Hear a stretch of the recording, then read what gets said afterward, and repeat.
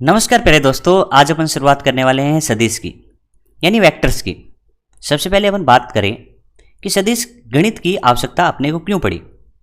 तो सबसे पहले अपन समझते हैं कि जैसे अपने पास दो द्रव्यमान हो, एक द्रव्यमान आपके पास 3 kg हो और एक द्रव्यमान आपके पास 4 kg हो, और आपको पूछा जाए कि आपके पास कुल द्रव्यमान कितना है, तो आप कहोगे 3 kg प्लस 4 kg यानी टोटल 7 kg द्रव्यमान होगा।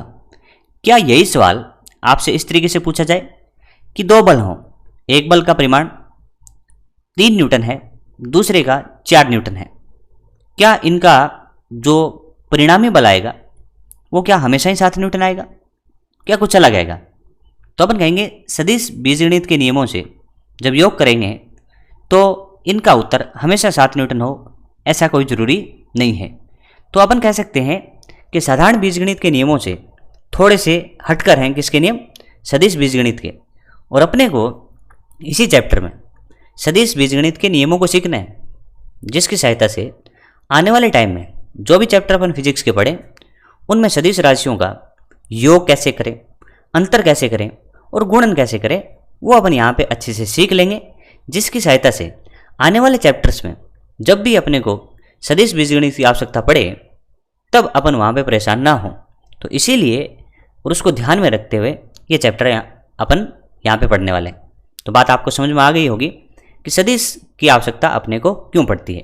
यानी अपन कह सकते हैं कि कैलकुलेशन वाला यानी गणना वाला भाग जो होगा वो सदिश की सहायता से होगा, और ये अपना अच्छे से होगा मजबूत।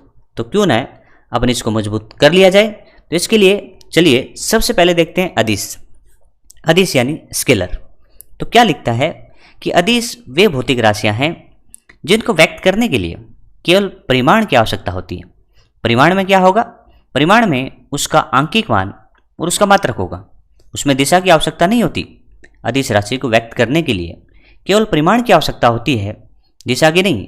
और ऐसी राशियां अदिश राशियां कहलाती है। और इन राशियों का जो अपन योग है यह अंतर है वह साधारण बीजगणित के नियमों से कर सकते हैं। ये बात आपको समझ में आई। उदाहरण के लिए जिस तरीके से द्रव्यमान कहें, घनत्व कहें, आवेश कहें, धारा। देखिए धारा को अपन आगे समझने वाले। धारा के पास दिशा होती है, थोड़ा सा इसमें अपन कंफ्यूज होते हैं, तो इसको अपन आगे डिस्कस करेंगे। तापमान हुआ, दूरी हुई और चाल हुई, ये आपकी अदिश राशियां हैं। अब एक अच्छा से क्वेश्चन बनता है, क्या अदिश राशियां ऋणात्मक हो सकती हैं? तो अपना उत्तर होगा जिस तरीके से अपन तापमान को देखें, तापमान धनात्मक भी हो सकता है और ऋणात्मक भी हो सकता है। ठीक है, इसी तरीके से कार्य की गणना करें तो किया गया कार्य पॉजिटिव भी हो सकता है, नेगेटिव भी हो सकता है। तो अपन कह सकते हैं कि अदिश राशियां धनात्मक व ऋणात्मक हो सकती हैं, हमेशा धनात्मक हो ऐसा कोई जरूरी नहीं है। तो ये पॉइंट आपके लिए अच्छा है। तो समझे अदिश क्या है। अदिश वे भौतिक राशियां हैं जिनको व्यक्त करने के लिए केवल परिमाण की आवश्यकता होती है, दिशा की नहीं। और इनमें साधारण बीजगणित के नियम लागू हो जाते हैं और अदिश राशियां धनात्मक व ऋणात्मक हो सकती हैं। इतनी बात समझ में आई। तो चलिए अब बढ़ते हैं सदिश की तरफ। बोला सदिश क्या होगा, तो सदिश वे भौतिक राशियां होती हैं जो परिमाण के साथ साथ दिशा की भी आवश्यकता होती है, और इसके साथ साथ सदिश के नियमों का पालन भी करना चाहिए। तो एक सदिश होने के लिए 3 शर्तों का पालन करना पड़ेगा। कौन कौन से? एक परिमाण होना चाहिए, एक दिशा होनी चाहिए और एक सदिश के नियमों का पालन करना चाहिए। तो ये तीनों के तीनों नियम जो निभाएगी वो सदिश राशि आराम से हो जाएगी। इसके उदाहरण की बात करें तो उदाहरण अपन कह सकते हैं वेग हुआ, विस्थापन हुआ, बल, त्वरण, धारा घनत्व। धारा घनत्व भी अपन कह सकते हैं एक सदिश राशि होती है। तो इस तरीके से अपन कह सकते हैं सदिश राशि को व्यक्त करने के लिए या सदिश राशि बनने के लिए कितनी बातें चाहिए? 3, परिमाण, दिशा और सदिश के नियमों का पालन। अब अपन यहाँ पे एक अच्छा सा पॉइंट देखने वाले हैं कि जो सदिश है वो ये 3 नियमों का पालन करें, क्या 2 से सदिश नहीं बनेगा? तो इसका ये उदाहरण कह रहा है कि यदि किसी भौतिक राशि में परिमाण व दिशा दोनों हो तो हमेशा सदिश नहीं होती। सदिश होने के लिए इसका सदिश बीजगणित नियमों का पालन करना भी अनिवार्य है। यानी ये कह रहा है कि परिमाण और दिशा 2 हैं लेकिन वो सदिश गणित के नियमों का पालन नहीं करता तो वो सदिश नहीं होगा। उदाहरण के लिए कह रहा है कि जिस तरीके से धारा है, धारा के पास परिमाण है, दिशा है, बट यह सदिश बीजगणित के नियमों का पालन नहीं करता, इसलिए धारा आपकी अदिश राशि है। इसको मैं समझाता हूँ आपको। जिस तरीके से अपन कहते हैं कि 2 तार हैं, 2 तार है, तो अपन कह सकते हैं जिस तरीके से धारा ऐसे आई, इस धारा का मान 3 एम्पियर था और अपन कह सकते हैं इससे तार से आई 4 एम्पियर, तो अपन कह सकते हैं जो कुल धारा इधर जाएगी उसका योग होगा 7 एम्पियर। लेकिन अपन कह सकते हैं कि 3 और 4 जब सदिश होते हैं और वो 90 डिग्री पे होते हैं तो उनका योग 5 होता है, लेकिन ये तो कह रहा है 7 है, और यहाँ पे जो नियम पालन हुआ है वो तो साधारण बीजगणित हुआ है। इसी तरीके से यदि इन तारों को ऐसे जोड़ दें, यानी कोई 90 डिग्री के अलावा किसी कोण थीटा पे जोड़ दें और इसी तरीके से 3 एम्पियर और 4 एम्पियर आए, तो आज भी इसका उत्तर 7 एम्पियर होगा। तो अपन कह सकते हैं इस थीटा पे ये निर्भरता रखता ही नहीं है, तो अपन कह सकते हैं भाई सदिश की निर्भरता तो उनके बीच के कोण पे होती है, तो इसमें अपन कह सकते हैं सदिश के नियमों का पालन नहीं हो रहा है, इसलिए धारा कैसी राशि होगी, इसलिए धारा आपकी अदिश राशि होगी। तो ये बातें समझ में आई। अदिश के लिए केवल परिमाण की आवश्यकता, बट सदिश के लिए 3 आवश्यकता, परिमाण, दिशा और सदिश के नियमों का पालन। ये समझ में आया। तो चलिए आगे बढ़ते हैं। आगे अपन देखते हैं कि किसी भी सदिश राशि को किस तरीके से निरूपित किया जा सकता है। निरूपण देखते हैं तो अपन कह सकते हैं कि पहला उसका सांकेतिक रूप होता है। जैसे मैं बात करूं, कोई सदिश हो ए वेक्टर, यानी अपन उसको ऐसे बोलेंगे, जैसे ए लिख दिया और उसके ऊपर ये जो सिंबल होगा उसको वेक्टर बोलेंगे। इसको पढ़ने का तरीका होगा ए वेक्टर। कैसे पढ़ेंगे? ए वेक्टर। तो अपन इस तरीके से दर्शा सकते हैं। जैसे अपन कहें कि बल एक सदिश राशि है, तो बल को अपन ऐसे लिख सकते हैं एफ वेक्टर। और अब इसका परिमाण बात करें, भाई ए वेक्टर आ गया, अब अपन को चाहिए ए वेक्टर का परिमाण। ए वेक्टर का परिमाण, परिमाण मतलब मैग्नीट्यूड। ए वेक्टर का परिमाण जो दिया जाएगा वो दिया जाएगा इस तरीके से कि ए वेक्टर का मोड, या फिर सीधा ए लिख दो तो दोनों का मतलब एक ही है। तो यह क्या हो गया? ए वेक्टर का परिमाण। इसमें एक अच्छी बात है कि जो सदिश होता है, सदिश का जो परिमाण है वो हमेशा क्या होता है? धनात्मक होगा। तो अपन कह सकते हैं कि सदिश का परिमाण कभी ऋणात्मक नहीं होगा। तो अपन लिख सकते हैं, ये बात अच्छी बात है कि सदिश का परिमाण कभी ऋणात्मक नहीं होता, कभी भी ऋणात्मक नहीं होता। ये बात समझ में कि सदिश का परिमाण कभी ऋणात्मक नहीं होता, लेकिन अदिश जो है वो धनात्मक और ऋणात्मक हो सकते हैं। ये बात एक अच्छी समझ में आई। इसी तरीके से अपन कई बार ये जो तीर है वेक्टर वाला वो 2 पे भी लगा सकते हैं। जैसे पी क्यू वेक्टर है तो इसका मतलब है कि इसकी दिशा पी से क्यू की ओर है। तो ये तो हो गया इसका दर्शाने का तरीका। इसको क्या पढ़ेंगे? ए वेक्टर। ए वेक्टर का परिमाण चाहिए तो आप इस तरीके से कह सकते हैं ए वेक्टर का मोड ले लो, या फिर आप सीधा ए लिख दो। और सदिश का परिमाण कभी ऋणात्मक नहीं होता। ठीक है भाई। अब अपन देखते हैं उसका ग्राफीय या फिर आरेखीय निरूपण।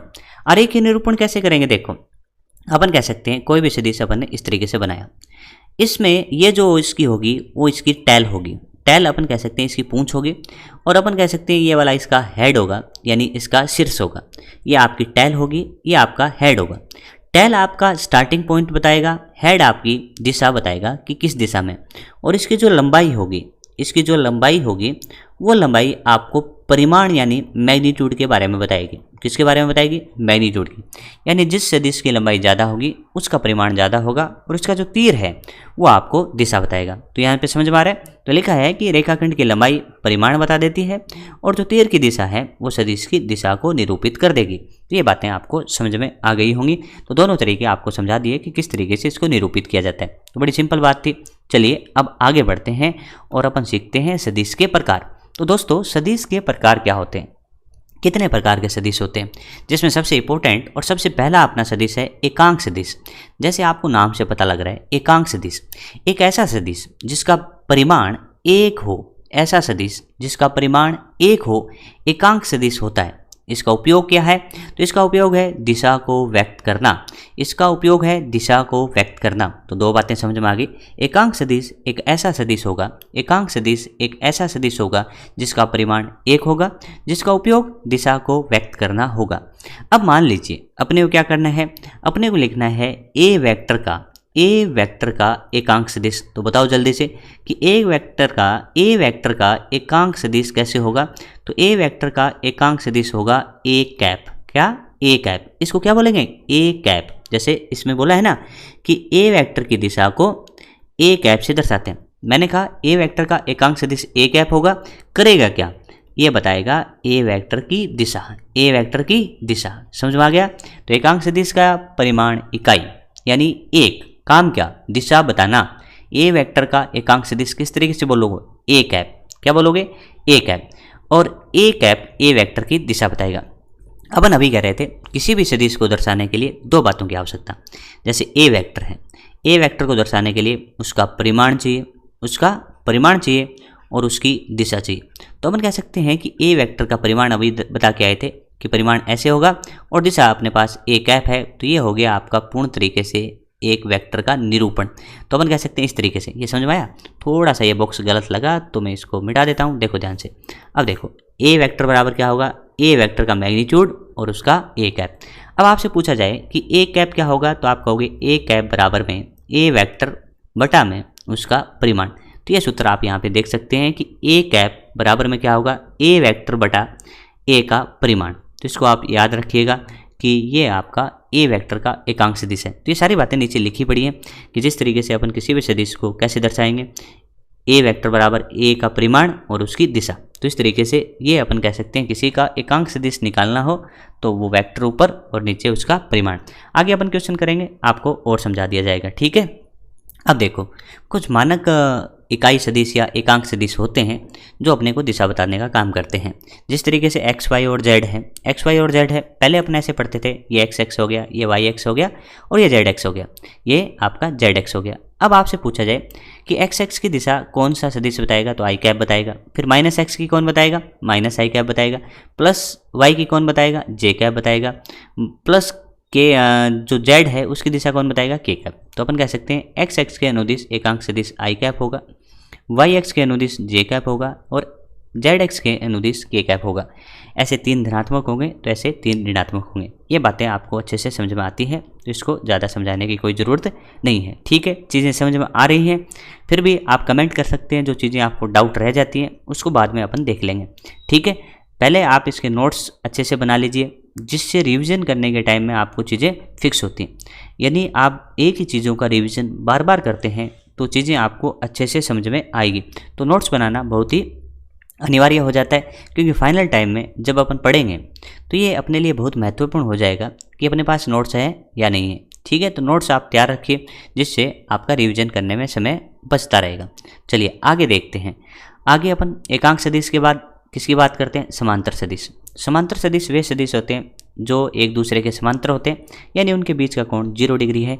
जैसे मैं यहाँ पे कहूँ कि ये सदिश ए वेक्टर तथा बी वेक्टर समांतर सदिश है, तो अपन कह सकते हैं कि ए की दिशा ए कैप से दर्शाई जाएगी और बी की दिशा बी कैप से दर्शाई जाएगी। तो अपन कह सकते हैं समांतर सदिशों के लिए ये लिखा जा सकता है, क्योंकि अपन कह सकते हैं ए की दिशा और बी की दिशा एक ही है तो ए कैप बराबर में बी कैप, लेकिन दोनों का परिमाण बराबर हो ये कोई आवश्यक नहीं है। समांतर के उल्टे प्रति समांतर सदिश होंगे, तो ये ऐसे सदिश होंगे जिनकी दिशा एक दूसरे के विपरीत हो, और ऐसे सदिश प्रति समांतर हैं और इनके बीच का कोण 180 डिग्री है। और यहाँ पे भी मैं लिख सकता हूँ प्रति समांतर सदिशों की कि ए कैप की जो दिशा होगी उसके विपरीत होगी बी कैप की दिशा। तो प्रति समांतर सदिशों के लिए ऐसे लिखा जा सकता है। ये बात समझ में आ गई? तो ये काफ़ी आसान था। समांतर सदिश वे सदिश होंगे जिनके बीच का कोण 0 डिग्री हो, और प्रति समांतर सदिश वे सदिश होंगे जिनके बीच का कोण 180 डिग्री होगा। एक क्वेश्चन मैं और करवा देता हूँ, जैसे कई बार पूछ लेते हैं कि यदि ए वेक्टर आपको दे रखा है किस तरीके से, उसका आई कैप, उसका जे कैप और उसका के कैप इस तरीके से दे रखा है। इसी तरीके से एक बी वेक्टर है, उसमें भी अपन कह सकते हैं आई कैप लिखा है, यहाँ पे अपन कह सकते हैं बी वाई जे कैप है और यहाँ पे बी जेड के कैप है। और अपने को बोल दिया कि यदि ए वेक्टर तथा बी वेक्टर क्या हैं, समांतर सदिश हैं, तो इनमें शर्तें क्या होंगी। तो अपन कह सकते हैं बड़ी प्यारी शर्त होगी, ए एक्स बटा में बी एक्स बराबर लिख सकते हैं ए वाई बटा में बी वाई, और बराबर लिख सकते हैं ए जेड बटा में बी जेड। ये आप याद रखिए, कई बार क्वेश्चन पूछ लेते हैं कि दो सदिश समांतर होंगे तो क्या करना है, कुछ नहीं करना। आई कैप वाले गुणांक का आई कैप वाले गुणांक में भाग लगा दें, जे कैप वाले गुणांक का जे कैप में भाग लगा दें, के कैप के गुणांक का के कैप में भाग लगा दें। और यदि ये तीनों के तीनों बराबर आ जाते हैं, ये तीनों के तीनों बराबर आ जाते हैं, तो आवश्यक रूप से वो सदिश कैसे होंगे, प्रति समांतर सदिश होंगे। ये बात आपको अच्छे से समझ में आ गई होंगी। तो एक न्यूमेरिकल जैसा अपन ने कर लिया। चलिए आगे बढ़ें। देखो आगे हैं समान सदिश, और इसको बोला है सदिशों की समानता। देखिए एक होता है समांतर सदिश और एक होता है समान सदिश। समान सदिश का मतलब होता है कि दिशा और परिमाण दोनों समान हो, यानी अपन ऐसा लिख सकते हैं कि ए वेक्टर बराबर हो बी वेक्टर। क्यों लिख दिया ऐसा, इसको मैं अभी समझाता हूँ आपको कि क्यों ऐसा लिख दिया। तो अपन यहाँ पे कह रहे हैं देखो कि समान सदिश वे सदिश होंगे जिनका परिमाण बराबर हो। तो अपन कह सकते हैं ए वेक्टर का परिमाण बराबर होगा बी वेक्टर के परिमाण के बराबर। ए वेक्टर की जो दिशा होगी वही आपके बी वेक्टर की दिशा होगी। दोनों का मिला जुला कॉम्बिनेशन लिखें तो अपन कह सकते हैं कि ए वेक्टर बराबर में क्या होगा, बी वेक्टर। ए वेक्टर बराबर में क्या होगा, बी वेक्टर। ऐसा सदिश कौन सा होगा, समान सदिश होगा। एक आपसे मैं पॉइंट पूछूं, क्या ऐसा लिख सकते हैं कि समान सदिश हमेशा समांतर सदिश होंगे? क्या लिख सकते हैं समान सदिश हमेशा समांतर सदिश होंगे? तो आपका उत्तर होगा यस, क्योंकि अपन कह सकते हैं समान सदिशों के पास दोनों शर्तें, परिमाण भी बराबर है, दिशा भी बराबर है। लेकिन समांतर सदिश होने के लिए तो केवल और केवल दिशा चाहिए, तो दिशा तो इसमें बराबर है। तो अपन कह सकते हैं समान सदिश हमेशा समांतर सदिश होते हैं, लेकिन समांतर सदिश समान सदिश हो भी सकते हैं और नहीं भी। एक बार और बोल देता हूँ, समान सदिश हमेशा समांतर सदिश होते हैं, लेकिन समांतर सदिश समान सदिश हो भी सकते हैं और नहीं भी। समझ में आया? अब चलते हैं ऋणात्मक सदिश या फिर इसको विपरीत सदिश बोलते हैं। तो अपन कह सकते हैं इनका परिमाण तो सेम होता है, परिमाण तो सेम होता है बट दिशा विपरीत होती है। ए वेक्टर का विपरीत सदिश माइनस ए वेक्टर से निरूपित किया जा सकता है। यहाँ पे मैं कह सकता हूँ कि इनका परिमाण बराबर होगा, ए और बी का परिमाण बराबर होगा, बट इनकी दिशाएं क्या होंगी, एक दूसरे के विपरीत होंगी। तो अपन कह सकते हैं इन दोनों चीज़ों से लिख सकते हैं कि ए वेक्टर के बराबर होगा माइनस बी वेक्टर, यानी ए वेक्टर और बी वेक्टर एक दूसरे के विपरीत सदिश है, परिमाण बराबर होंगे और दिशा विपरीत होगी। तो इसमें भी एक स्टेटमेंट बोला जा सकता है कि ऋणात्मक सदिश जो होता है वो आपका प्रति समांतर सदिश होता है। ऋणात्मक सदिश हमेशा प्रति समांतर सदिश होगा, क्योंकि प्रति समांतर के लिए दिशा विपरीत चाहिए, लेकिन इसके पास तो दिशा भी विपरीत है और परिमाण भी बराबर है। तो ये बातें आपको अच्छे से समझ में आ रही होंगी। चलिए आगे बढ़ते हैं दोस्तों। ठीक है, इसके आगे वाला कौन है दोस्तों, शून्य सदिश। क्या, शून्य सदिश। तो शून्य सदिश की बात करते हैं। बोला शून्य सदिश, सोचो क्या होता है। तो अपन कह सकते हैं कि ऐसा सदिश जिसका परिमाण शून्य हो, परिमाण शून्य हो और इसको जीरो यानी जीरो के ऊपर ऐसे वेक्टर लगा के दर्शाया जाता है। और शून्य सदिश की जो दिशा है वो निर्धारित नहीं होती। अपन कह सकते हैं शून्य सदिश की दिशा निर्धारित नहीं होती। तो बोला इसका उपयोग क्या है? इसका उपयोग है जो गणित में जो काम आ रहे हैं ऑपरेशन, उसको संतुष्ट करने के लिए। कैसे? बोला अपन किसी ए वेक्टर में से माइनस कर दें ए वेक्टर, ठीक है, तो ए में से ए गया तो आंसर कितना आएगा, 0। लेकिन अपन कह सकते हैं सदिश में से सदिश घटाएं तो उत्तर भी सदिश आता है, तो फिर इसको 0 वेक्टर बोलेंगे। ठीक है, ये बात समझ में आ गई। इसी तरीके से अपन कह सकते हैं ए वेक्टर में जोड़ दें 0 वेक्टर तो उत्तर क्या रहेगा, ए वेक्टर रहेगा। तो इस तरीके से गणित की जो प्रक्रियाएं हैं उनको संतुष्ट करने के लिए इसका उपयोग है, बाकी इसका कोई उपयोग नहीं है। आगे बढ़े। आगे वाला सदिश है अपना समतलीय सदिश।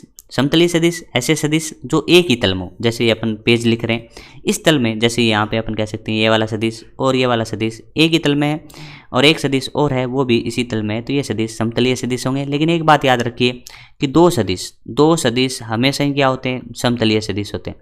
दो सदिश हमेशा ही समतलीय सदिश होते हैं। आप कैसे ही ले लो, चाहे अपन एक सदिश ऐसे खींच दिया, अब आप ऊपर की तरफ खींचेंगे, ऊपर की तरफ यहाँ पे बना नहीं सकते अपन, तो भी अपन कह सकते हैं इसका ये तल बन जाएगा। तो दो सदिश हमेशा समतलीय सदिश होता है, इसको आप नोट कर लें। और समतलीय सदिश वे होते हैं जिनका तल एक ही हो। ये बात समझ में आ गई? तो आगे बढ़ते हैं और देखते हैं कि ध्रुवीय सदिश कौन से होते हैं। तो दोस्तों ध्रुवीय सदिश वे होते हैं जिनका प्रारंभिक बिंदु या कार्यकारी बिंदु होता है। जिस तरीके से अपन बात करें विस्थापन की, समझ में आ रही है ना चीज़ें, थोड़ा सा ध्यान से पढ़ते रहें और एक्टिव रहेंगे तो सारी चीज़ें आपको बहुत अच्छे से कवर करवा दी जाएंगी। दोस्तों देखिए, कह रहा है कि ध्रुवीय सदिश वे सदिश होते हैं जिनका प्रारंभिक बिंदु यानी प्रारंभिक बिंदु होता है, जैसे कोई भी कण घूम फिर के ऐसे करके ऐसे आया दोस्तों, और यहाँ से इस तरीके से घूम फिर के ऐसे आया। मैं बनाना चाहता हूँ विस्थापन सदिश, तो मैं कहूँगा भैया गया ऐसे है, ये भी गया ऐसे है, तो प्रारंभिक बिंदु से चालू होगा और अंतिम बिंदु पे खत्म हो जाएगा, ऐसा मेरा होगा विस्थापन सदिश। तो ये है आपका विस्थापन सदिश जिसका प्रारंभिक बिंदु निर्धारित होता है। इसी तरीके से अपन कह सकते हैं कोई एम द्रव्यमान का गुटका रखा हुआ है, एम द्रव्यमान के गुटके पे बल कैसे लगेगा, तो अपन कहेंगे बल इसके इस बिंदु पे लगाएंगे जिस पर mg बल होगा। तो अपन कह सकते हैं ये जो बिंदु है वो आपका कार्यकारी बिंदु होगा। तो ध्रुवीय सदिश ऐसे सदिश होंगे जिनका प्रारंभिक बिंदु हो या कार्यकारी बिंदु हो, तो विस्थापन भी कह सकते हैं या फिर बल भी कह सकते हैं, ये दोनों ही आपके ध्रुवीय सदिश होंगे। अब बात करते हैं अक्षीय सदिश की। अक्षीय सदिश ऐसे सदिश होते हैं दोस्तों जिनकी दिशा घूर्णन अक्ष के अनुदिश पाई जाती है। अक्षीय सदिश ऐसे सदिश होते हैं दोस्तों जिनकी दिशा घूर्णन अक्ष के अनुदिश होती है। तो ऐसे सदिश जिनकी दिशा घूर्णन अक्ष के अनुदिश हो वो अक्षीय सदिश कहलाते हैं। ये अपन वृत्तीय गति में पढ़ेंगे, जैसे कोणीय वेग हुआ ओमेगा, कोणीय संवेग हुआ जैसे एल, बला गुण हुआ, अल्प कोणीय विस्थापन हुआ, ये सारे के सारे अपन कह सकते हैं इनकी दिशा जो होती है वो घूर्णन अक्ष के अनुदिश होती है। इस वजह से इनको कोणीय संवेग की कैटेगरी में रखा गया है। अब बात करें नीट 2023 के क्वेश्चन की, तो उसमें पूछा था कि जो कोणीय वेग है इसकी दिशा किसके अनुदिश होगी, तो अपन कह सकते हैं कोणीय वेग एक अक्षीय सदिश है और अक्षीय सदिश की दिशा घूर्णन अक्ष के अनुदिश होती है। तो यहाँ से क्वेश्चन हो रहा था। तो आप बेसिक से पढ़ते हैं, आप चीज़ों को गौर से पढ़ते हैं तो आपको ऐसी कोई बड़ी प्रॉब्लम नहीं आएगी। तो इस तरीके से अपन ने क्या देखा दोस्तों, सदिश के प्रकार देखे। एक बात और जल्दी से रिवाइज करते हैं दोस्तों, एकांक सदिश जिसका परिमाण एक दिशा व्यक्त करने के काम आता है। ए वेक्टर का एकांक सदिश ए कैप से दिया जाता है। ए कैप का सूत्र होगा वो वेक्टर बटा उसका परिमाण। एक्स वाई जेड में एकांक सदिश होते हैं आई कैप, जे कैप और के कैप, ठीक है। समांतर सदिश थीटा बराबर 0, दिशा समान होती है। प्रति समांतर थीटा 180 डिग्री, दिशा विपरीत होती है। समान सदिश परिमाण और दिशा दोनों बराबर होती है। ऋणात्मक सदिश परिमाण बराबर होता है, दिशा विपरीत होती है। शून्य सदिश गणितीय प्रक्रियाओं को संतुष्ट करने के लिए काम आता है, परिमाण शून्य होता है, दिशा निर्धारित नहीं होती। और समतलीय सदिश वे सदिश जो एक ही तल में होते हैं और दो सदिश हमेशा समतलीय सदिश होते हैं। ध्रुवीय सदिश ऐसे सदिश जिनका कार्यकारी बिंदु या प्रारंभिक बिंदु हो ध्रुवीय सदिश कहलाते हैं। उदाहरण की बात करूं, बल और विस्थापन होगा। बात करते हैं अक्षीय सदिश की, ऐसे सदिश जिसकी दिशा घूर्णन अक्ष के अनुदिश पाई जाती है वो अक्षीय सदिश होते हैं। एग्जाम्पल आप ध्यान रखिए, कोणीय वेग, कोणीय संवेग, ये आपको आगे के चैप्टर्स में पढ़ाया जाएगा। ये बातें आपको अच्छे से समझ में आ रही होंगी ना, ये बहुत बेसिक सा है। अब चलते हैं थोड़ा और आगे। अब देखते हैं, कह रहा है कि किसी सदिश का परिमाण और दिशा में बिना परिवर्तन के सदिशों का विस्थापन मान्य है। इसको अपन पैरेलल शिफ्टिंग बोलते हैं। पैरेलल शिफ्टिंग में अपन कहते हैं कि कोई भी सदिश है, जैसे कोई भी सदिश में ऐसे लो, इस सदिश को आप एक जगह से उठा के दूसरी जगह पे ले जा सकते हैं, लेकिन ध्यान रहे कि एक तो इसकी लंबाई नहीं बदलनी चाहिए और एक इसकी दिशा यानी ये शीर्ष बिंदु यानी ये हेड है ये नहीं बदलना चाहिए। तो अपन क्या करते हैं, इसको उठा के अपन यहाँ पे विस्थापित कर देंगे, लेकिन दो बातों का ध्यान रखेंगे, लंबाई इतनी होनी चाहिए और दिशा भी इतनी होनी चाहिए। इसको उठा के यहाँ पे भी ला सकते हैं, दिशा वही होनी चाहिए और लंबाई उतनी होनी चाहिए। तो इस तरीके से अपन कह सकते हैं कि पैरेलल शिफ्टिंग हो सकती है, ठीक है। ये तो हो गया पहला पॉइंट। पॉइंट नंबर दूसरा है दो सदिशों के मध्य कोण। तो अपन कह सकते हैं दो सदिशों के मध्य कोण, ये वाला इंपॉर्टेंट है अपने लिए कि दो सदिशों के मध्य कोण कैसे पता करते हैं, दो सदिशों के मध्य कोण कैसे व्यक्त करते हैं। तो अपन कहेंगे ऐसा करो, आप हेड से हेड मिला दो। क्या कर दो, हेड से हेड मिला दो, या फिर टेल से टेल मिला दो। हेड से हेड मिला दो और या फिर टेल से टेल मिला दो। अपन ज़्यादातर केस में टेल से टेल ही मिलाएंगे। टेल से टेल मिला दो या हेड से हेड मिला दो, तब अपन कह सकते हैं उनके बीच में छोटे वाला कोण जो होगा, छोटे वाला कोण जो होगा वही आपका उनके बीच का कोण होगा। तो अपन समझ गए। तो कह रहा है कि किसी बिंदु पर दो सदिश के शीर्ष यानी हेड या फिर पूंछ, या तो दोनों के दोनों शीर्ष हो या फिर दोनों के दोनों पूंछ हो यानी पूंछ हो, वो संपाती हो, तो उनके मध्य छोटे वाला कोण उनके बीच का सदिश कोण होता है। इसके एग्जांपल मैं आपसे पूछता हूँ, क्या आप बता पाएंगे? तो आपको क्या करना है कि जो भी मैं यहाँ पे बनाऊँ उनके बीच का कोण बताना है कि इनके बीच में कोण क्या होगा। तो दोस्तों पहला देखो, पहला एग्जांपल अपन ले रहे हैं इस तरीके से कि एक वेक्टर ऐसे है और एक वेक्टर ऐसे है, इस तरीके से, और आपको बता रखा है कि जो ये वाला कोण दिया गया है वो 120 डिग्री है। क्या इनके बीच का कोण कितना होगा? क्या 120 ही होगा? तो अपन कहेंगे नियमों का पालन करेंगे। सबसे पहले अपन क्या करेंगे, टेल से टेल मिलाएंगे। तो इसकी टेल तो यहाँ पे पड़ी है, पड़ी रहने दो। इस वाले को क्या करो, आगे शिफ्ट करो। तो आगे शिफ्ट करेंगे तो क्या इसको ऐसे शिफ्ट कर सकते हैं। तो अपन कह सकते हैं अब ये 120 है, ये पूरा 180 है, तो अपन कह सकते हैं 60 डिग्री जो कोण होगा, क्योंकि ये इधर वाला तो आपका ज़्यादा होगा ना, तो अपन कह सकते हैं तो ज़्यादा हो गया। तो ये छोटे वाला जो कोण है वही आपका दो सदिशों के मध्य का कोण है। इसी तरीके से एक उदाहरण मैं आपसे और पूछ लूँ, उसमें बता दीजिए। तो आपसे पूछा जाए कि एक ऐसे है और एक ऐसे है, तो और इनके बीच का जो ये मान लो आपका 150 डिग्री है, तो इनके बीच में कोण क्या होगा? तो अपन कहेंगे देखो इसको थोड़ा सा आगे बढ़ाओ, इसको थोड़ा सा ऊपर ले जाओ, ठीक है, और पीछे भी ले जाओ। क्या इस तरीके से कह सकते हैं देखो ना, इसको मैंने आगे लिया, इसको ऊपर ले गया, तो ये वाला अपना 150 था, तो ये वाला कितना बच गया? ये आपका 30 डिग्री होगा। तो क्या इस तरीके से उत्तर बता सकते हैं? एक एग्जाम्पल मैं और लूँ तो अपन कह सकते हैं देखो इस तरीके से भी हो सकता है कि एक सदिश ऐसे है और एक सदिश आपका इस तरीके से, और ये आपका कोण 30 डिग्री है, तो उत्तर भी कितना होगा? हेड से हेड मिल रहे हैं, तो इसमें आपका सही उत्तर होगा 30 डिग्री। तो इस तरीके से अपन कह सकते हैं दोस्तों कि दो सदिशों के मध्य कोण पता करना बिल्कुल आसान है। हेड से हेड मिला दो, टेल से टेल मिला दो। अपन मिलाएंगे टेल से टेल, फिर छोटे वाला कोण अपना सही उत्तर हो जाएगा। तो मैं कह सकता हूँ ये तो बड़ी आसान बात है, आगे अपन इसका उपयोग करेंगे। तो तब तक के लिए इसको याद रखें दोस्तों। चलिए आगे बढ़ें। समझ में तो आ रही होंगी ना चीज़ें? समझ में आ रही हैं तो लाइक करें, शेयर करें और चैनल को सब्सक्राइब करें, जिससे हमको ये पता लगता रहे कि जो काम चल रहा है या जो प्रक्रिया चल रही है वो किसी के उपयोग में तो आ रही है। तो चलिए आगे बढ़ते हैं और आगे देखते हैं कि एक सदिश को एक वास्तविक संख्या से गुणा करना है, यानी अपन कह सकते हैं एक सदिश का एक अदिश के साथ गुणा करना है। ध्यान से देखिए, अपन कह रहे हैं कि कोई सदिश है, कोई सदिश है, कौन सा? बोला ए वेक्टर। कैसा है? ए वेक्टर। मैं इसको गुणा करता हूँ वास्तविक संख्या या फिर अदिश राशि से। तो ऐसे 2 से गुणा कर देता हूँ तो मेरा सदिश हो गया 2a वेक्टर। बोला इसमें क्या क्या फ़र्क पड़ा? मैंने क्या करा, ए वेक्टर को कोई धनात्मक संख्या से गुणा कर दिया तो यह हो गया 2a वेक्टर। तो इसमें 2 चेंजेज आए। पहला परिमाण, तो अपन कहेंगे परिमाण कितना हो गया? तो परिमाण इसका 2 गुना हो जाएगा। क्या इसकी दिशा बदली? तो मैं कहूँगा दिशा नहीं बदलेगी जब आप धनात्मक से गुणा करेंगे।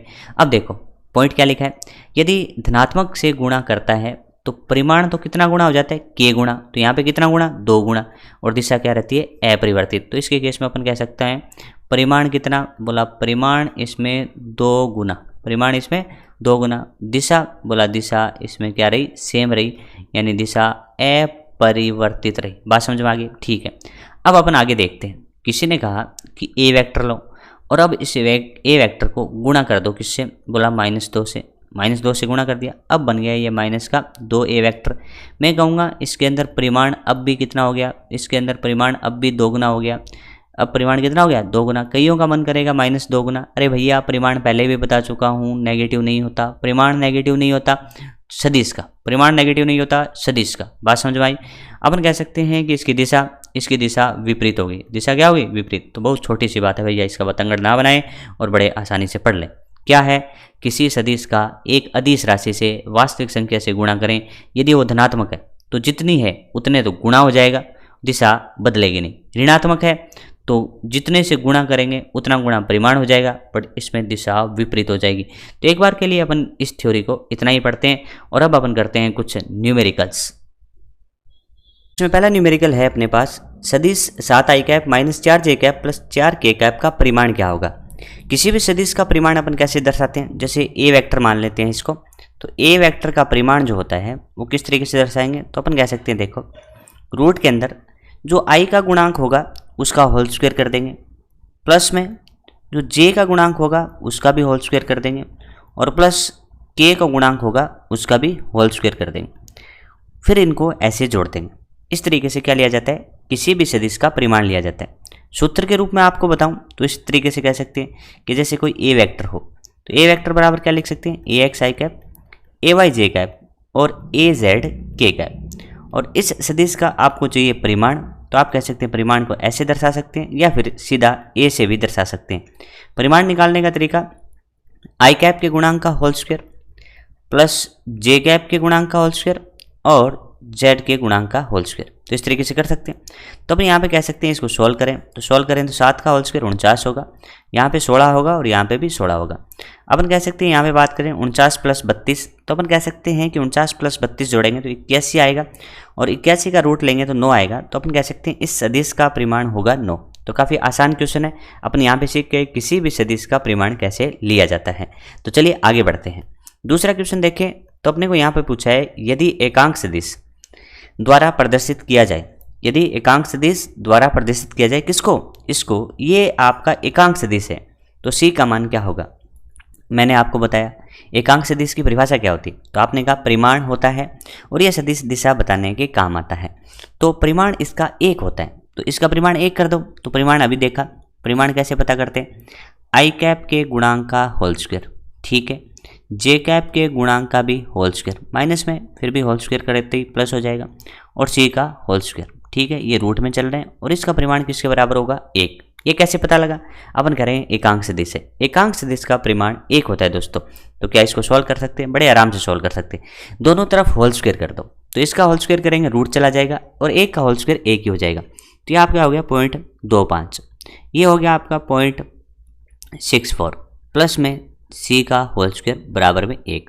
आप कह सकते हो सी स्क्वायर में सी आ जाएगा, ये कितना होगा, तो अपन कह सकते हैं देखो इनको जोड़ लेते हैं। जैसे ये अपन कहें कि 1 माइनस, ध्यान से देखिएगा, 4 और 5 9 हो जाएगा, और 6 और 8 0.89 होगा, और 0.89 के बाद में अपन कह सकते हैं ये कितना बचेगा 0.11। तो सी बराबर अपन कह सकते हैं रूट के अंदर 0.11। तो इस तरीके से ऐसा ऑप्शन मिलेगा, ऑप्शन नंबर 2। तो यहाँ से अपन बात सीखे एकांक सदिश, ऐसा सदिश जिसका परिमाण 1 होता है, दिशा बताने के काम आता है, और इसकी सहायता से किसी अज्ञात राशि का मान ऐसे पता किया जाता है। ये चीज़ें आपको समझ में आ रही है ना। तो चलिए आगे बढ़ते हैं और इसके आगे वाला एग्जाम्पल देखते हैं। यहाँ पे अपने को क्या दिया गया है, अपने से पूछा है आई प्लस जे के अनुदिश इकाई सदिश क्या होगा। आई प्लस जे के अनुदिश इकाई सदिश क्या होगा। मैंने आपको बताया था ए वेक्टर जो होता है उसका एकांक सदिश ए कैप से दिया जाता है, और ए कैप का सूत्र अपन ने लिखा था कि ए कैप बराबर में होता है वो खुद वेक्टर बटा उसका परिमाण, वो खुद वेक्टर बटा उसका परिमाण। तो यहाँ पे अपन ए कैप की बात करें, इसको अपन ए वेक्टर ही मान लेते हैं, तो वो सदिश क्या होगा आई प्लस जे, आई प्लस जे। और उसका परिमाण की बात करूं तो आई कैप का गुणांक का होल स्क्वायर, जे कैप के गुणांक का होल स्क्वायर। तो इस तरीके से इसका उत्तर आ गया आई प्लस जे बटा रूट 2। ये चीज़ें आपको समझ में आई ना कि भैया किसी भी सदिश का एकांक सदिश कैसे लिया जाता है, वो सदिश लिख लो, वो सदिश लिख लिया, बटा में उसका परिमाण लिख दो। तो इस तरीके से ऑप्शन नंबर 3 इसका सही उत्तर हो जाएगा। तो ये काफ़ी आसान क्वेश्चन है, लेकिन आपकी बेसिक काफ़ी मजबूत कर देंगे। ठीक है, आगे बढ़ते हैं। अब देखते हैं कि जब एक सदिश को -2 से गुणा करें तो क्या फ़र्क पड़ जाएगा। तो अपन कह सकते हैं -2 से गुणा करने पे, जैसे ए वेक्टर मान लो हो पहले ये, अब इसको -2 से क्या कर देते हैं, गुणा कर देते हैं। तो -2 से गुणा करने के बाद -2 ए वेक्टर होगा। आज इसका परिमाण है 2a, बट इसकी दिशा जो है वो a के विपरीत है, इसकी दिशा जो है वो a वेक्टर के विपरीत है। तो अपन कह सकते हैं कि माइनस राशि से गुणा करते हैं तो परिमाण तो उतना गुना हो जाता है, लेकिन दिशा उल्टी हो जाती है। तो अपन कह सकते हैं दिशा उल्टी हो जाती है और परिमाण 2 गुना हो जाता है। तो इस तरीके से ऑप्शन नंबर 2 इसका सही उत्तर होगा। तो इस तरीके से अपन ने जो बेसिक से क्वेश्चंस बनते थे उनको अच्छे से डिस्कस कर लिया।